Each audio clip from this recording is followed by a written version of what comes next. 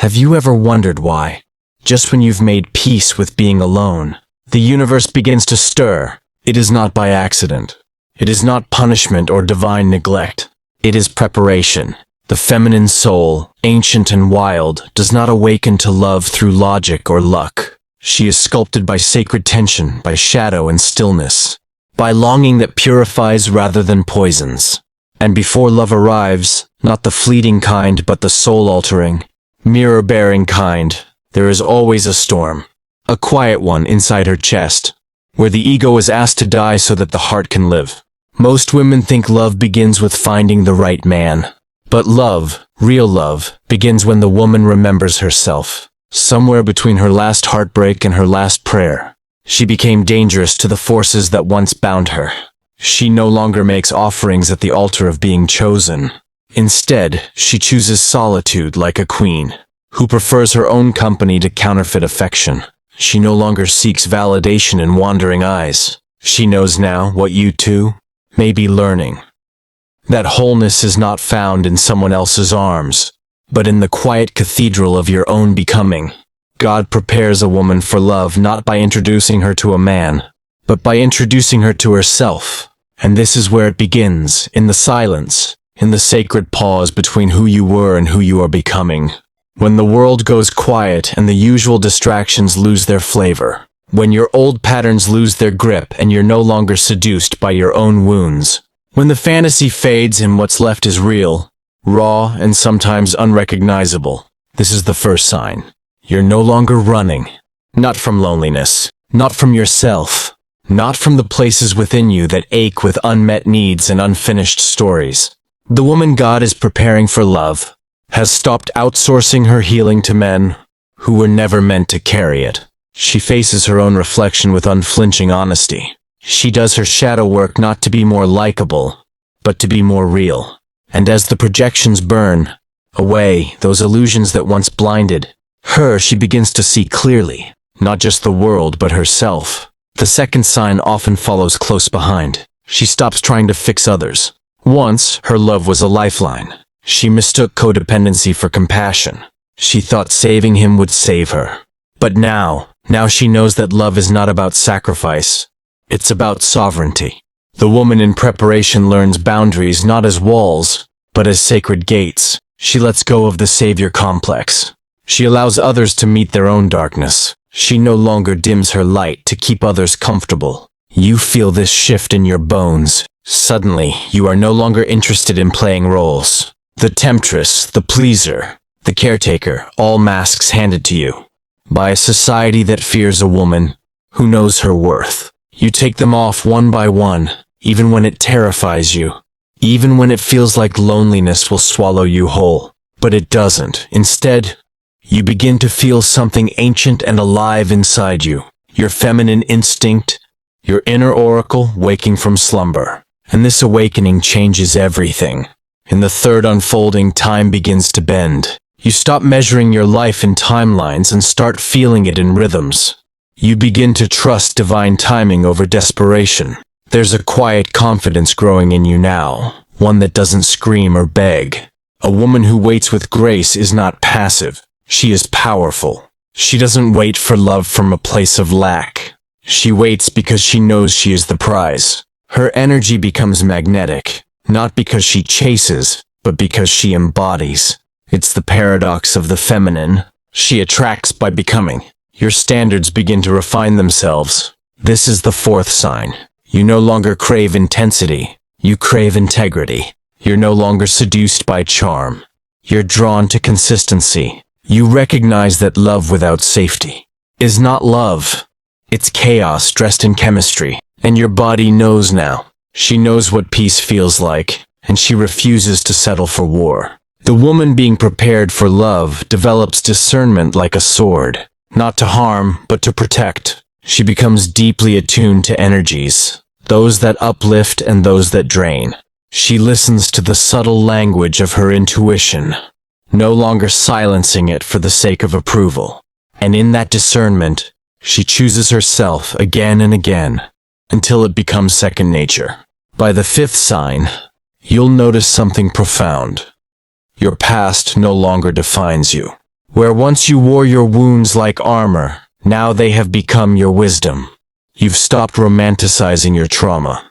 You've stopped rehashing the same story that kept you small. Healing has turned from a desperate scramble into a sacred practice. You make peace with your inner child. You reparent her with gentleness.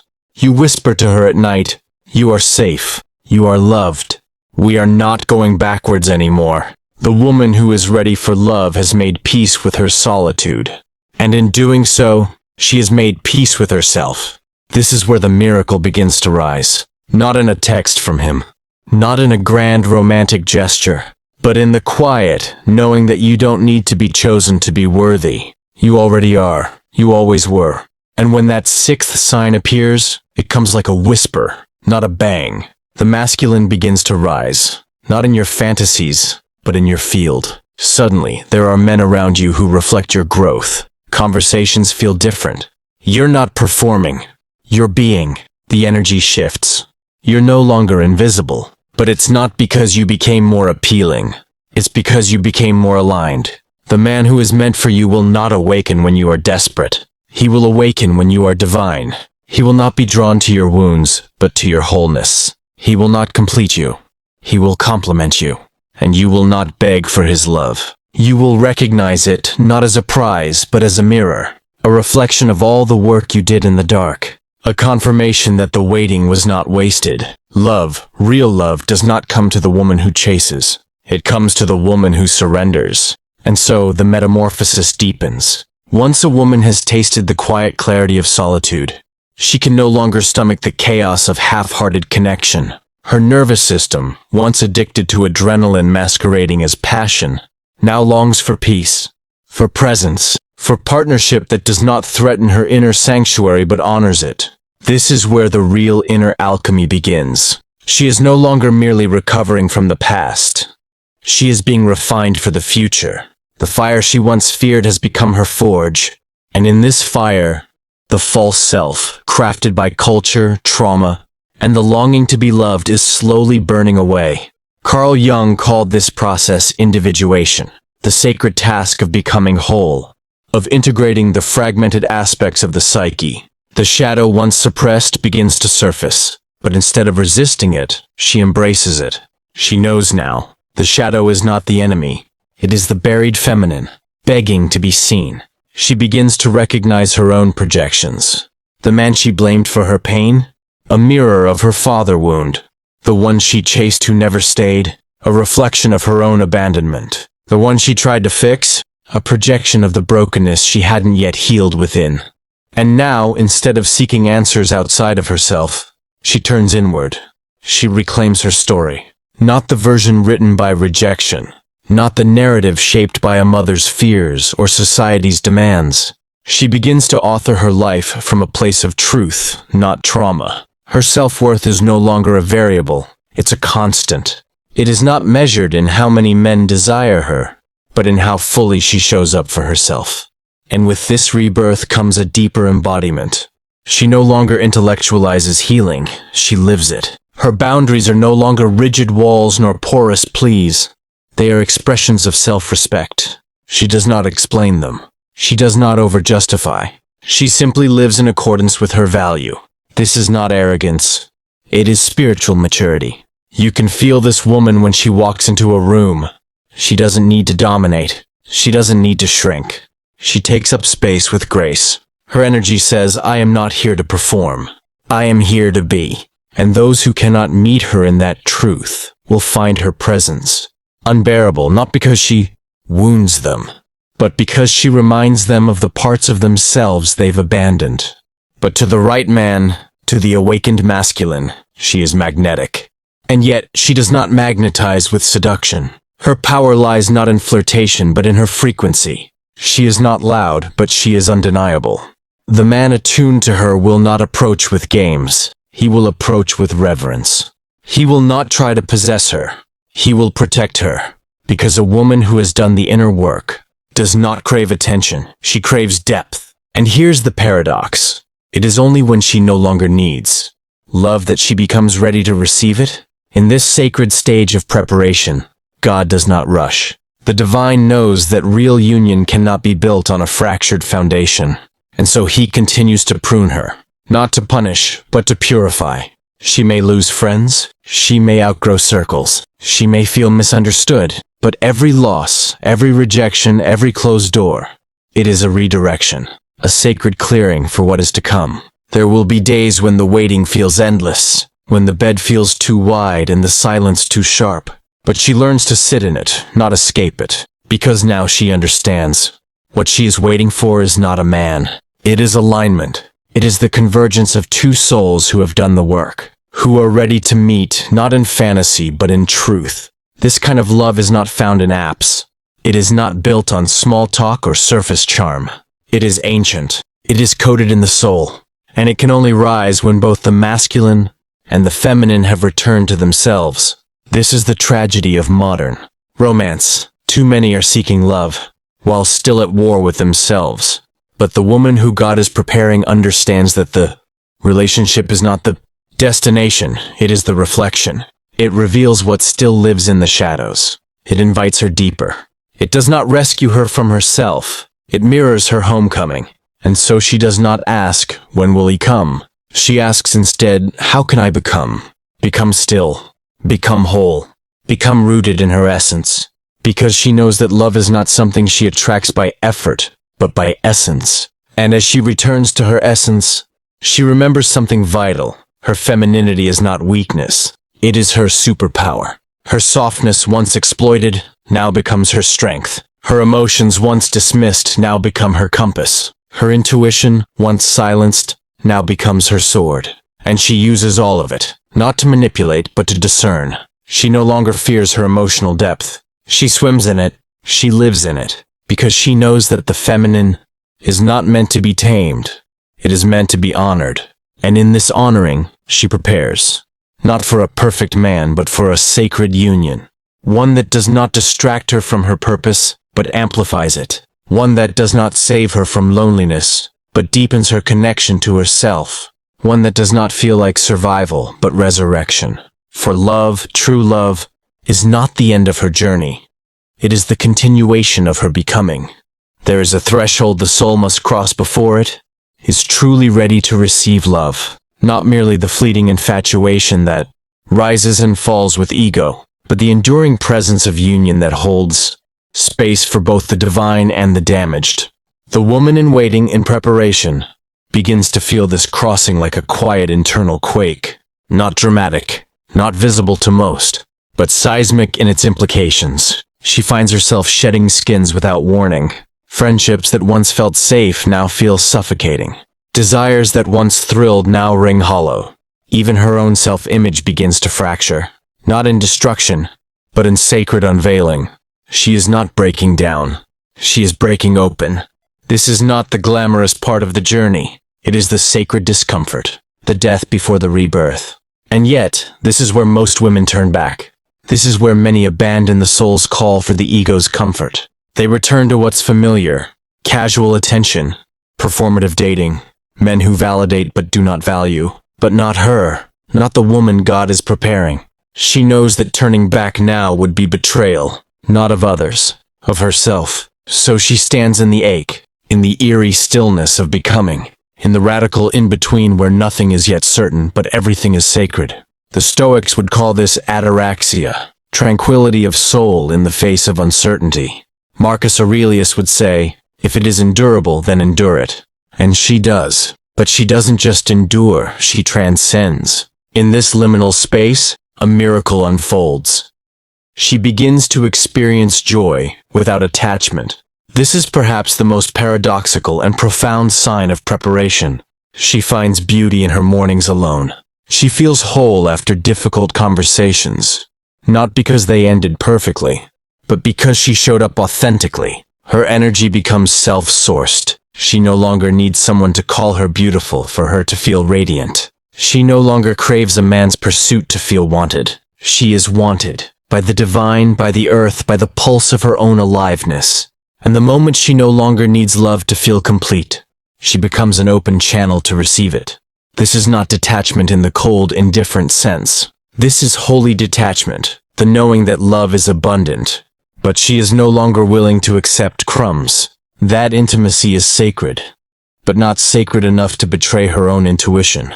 That she can desire a partner, deeply and honestly, while still choosing herself first. This level of sovereignty is terrifying to the uninitiated, to the man who seeks to dominate, to the woman still trapped in the loop of people-pleasing.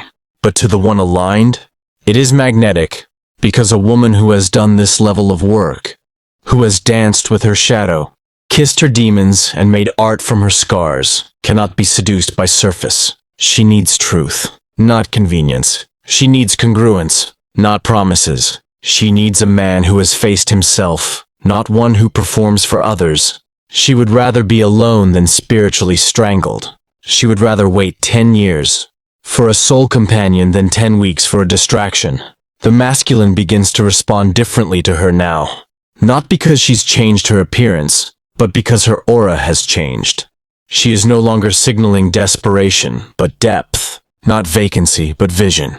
And while some men may still attempt to reduce her, through flirtation, charm, or control, she sees through it. Not with bitterness, but with compassion.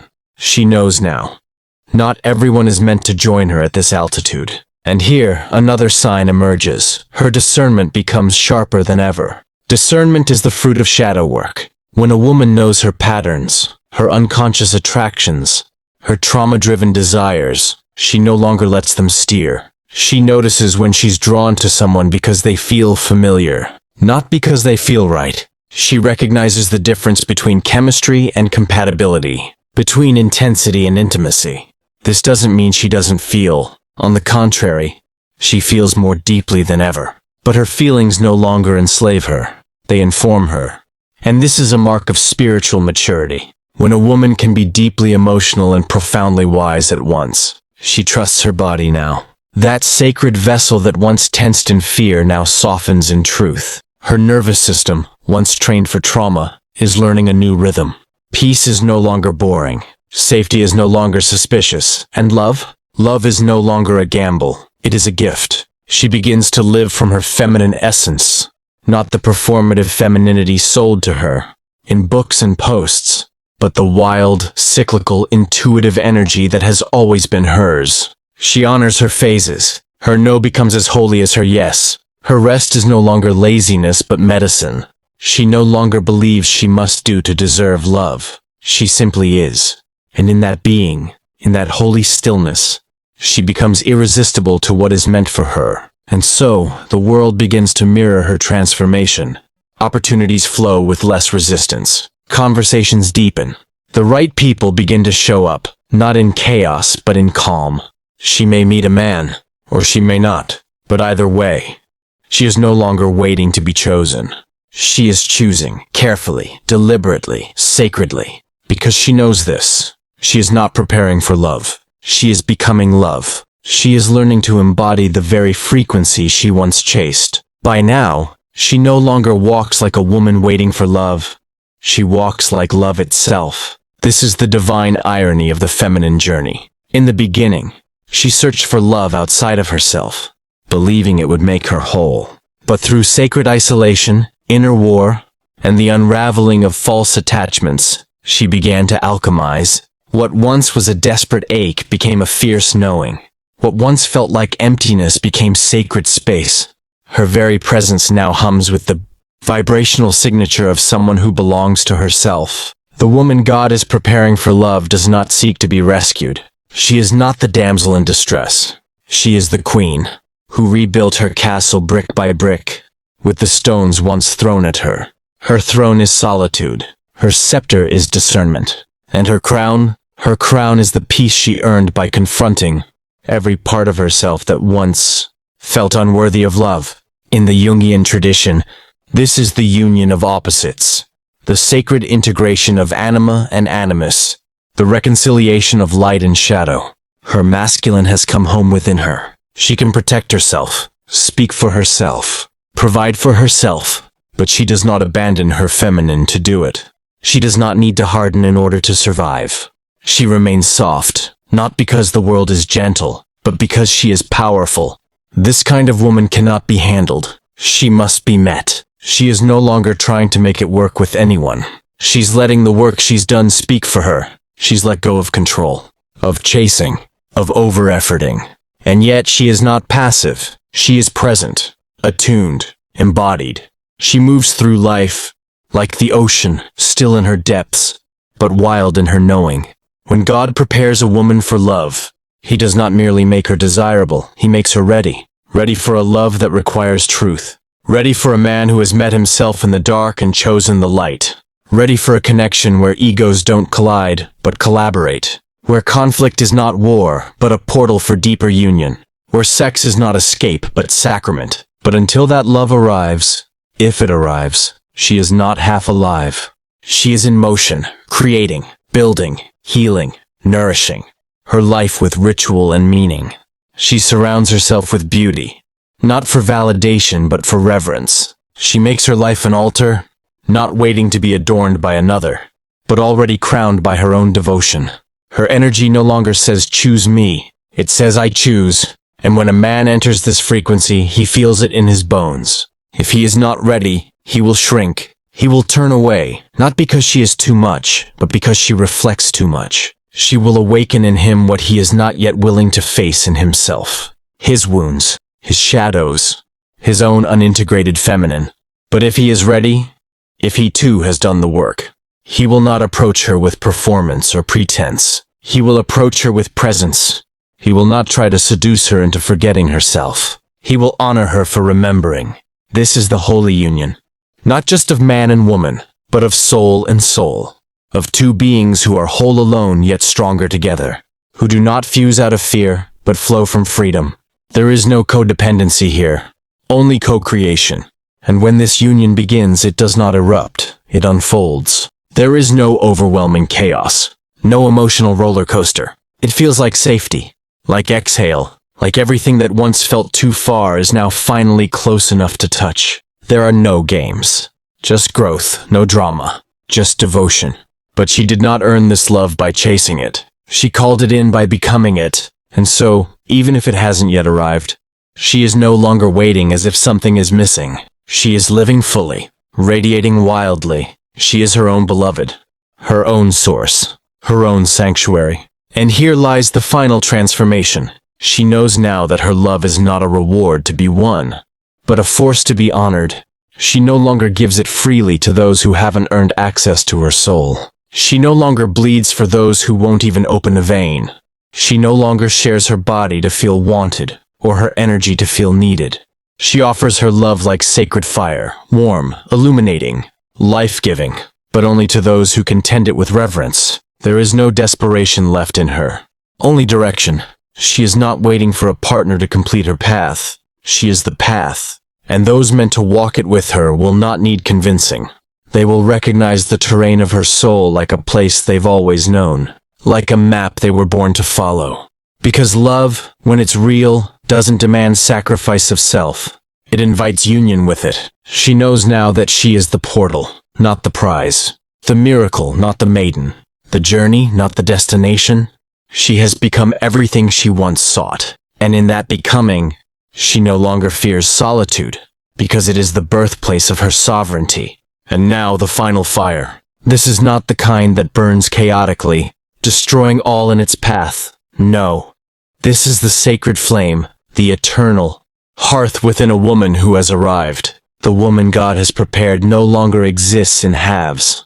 She is whole, not because someone pieced her back together, but because she chose to become the sculptor of her own soul. The grief that once fractured her has become the gold in her cracks. The silence that once haunted her now holds her like a lullaby. The ache for love, so loud it once drowned her, has softened into something sacred and still. She no longer speaks of healing as a destination. She lives it as a daily rhythm. No longer obsessed with arriving, she has become enchanted with the unfolding. The journey, the deep inhale of presence. Her eyes are different now. They see beyond the masks others wear. She sees the wounded boy behind the bravado, the lonely girl behind the flirtation. And still, she does not chase. She does not try to fix. She simply sees and she simply chooses. She is no longer seduced by potential. She honors reality. She no longer entertains almosts. She waits for aligned. She no longer hopes someone will eventually rise. She walks with those who already have.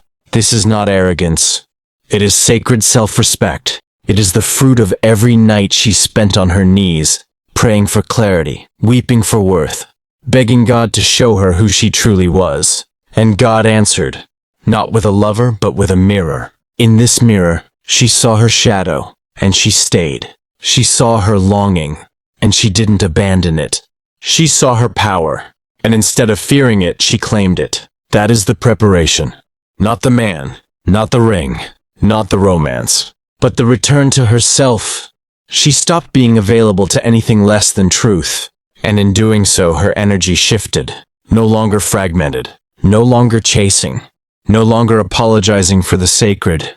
She became what she was always meant to be, a woman rooted in her essence, unbothered by noise, unmoved by shallowness, and on fire with purpose. And still, love remains, not as a missing piece, but as a divine possibility. She knows now that if love comes, it will not complete her. It will mirror her. It will not save her. It will join her. It will not fill a void. It will dance in the fullness. Because true love does not come to heal you. It comes to witness the healing you've done. It comes to walk beside you, not lead you away from yourself. This woman does not fall in love. She ascends in it. She elevates. She expands. Her love does not beg to be chosen. It invites those who see clearly to rise into it.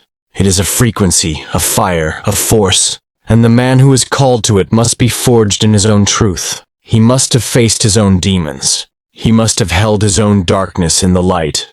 For only a man who has bowed to the sacred within himself can kneel with reverence at the altar of her heart. And if that man never comes, she is still whole. Because love is not her destiny, her awakening is. Her devotion to truth, her embodiment of the divine feminine, her relationship with God, which no longer feels distant or conditional, but pulsing within her bloodstream. She walks with the divine now, not as a servant begging for a blessing, but as a daughter who remembers. There is nothing left to chase. She has learned that being chosen by someone else means nothing if she hasn't chosen herself first. And she has, over and over, in every tear shed in silence, in every no spoken through a trembling voice, in every boundary kept, in every toxic cycle broken, in every time she stood alone rather than shrink for company. This is the final knowing, the final sign. She is not the woman she used to be. She has stopped searching for signs and started becoming them. She is no longer asking if love is coming. She knows, because she is no longer an open wound. She is a healed woman. And healed women don't beg for love. They become it. God never abandoned her. He was building her, preparing her, calling her inward again and again, until all the noise of the world fell silent, and all she could hear was her own soul whispering, "You were always enough. You were always the one you were waiting for." She smiles now, not the smile of someone who finally got the fairy tale, but the quiet, sovereign smile of someone who no longer needs it to feel whole. And should love come, real love, it will find her already home, in her heart, in her body, in her truth, in her God. Because the woman who knows her worth doesn't chase. She chooses. If this spoke to your soul, don't let it stop here. Subscribe for more deep feminine wisdom rooted in psychology, soul, and shadow. Share this with the woman who's still healing, still hoping, still holding on to something less than she deserves. And in the comments, tell us, what part of you is God preparing right now? What are you ready to release? And what are you finally ready to receive? This is not just content. This is a movement of women rising, remembering, and reclaiming. You are not alone. You are not broken. You are being forged. And your love story? It begins with you.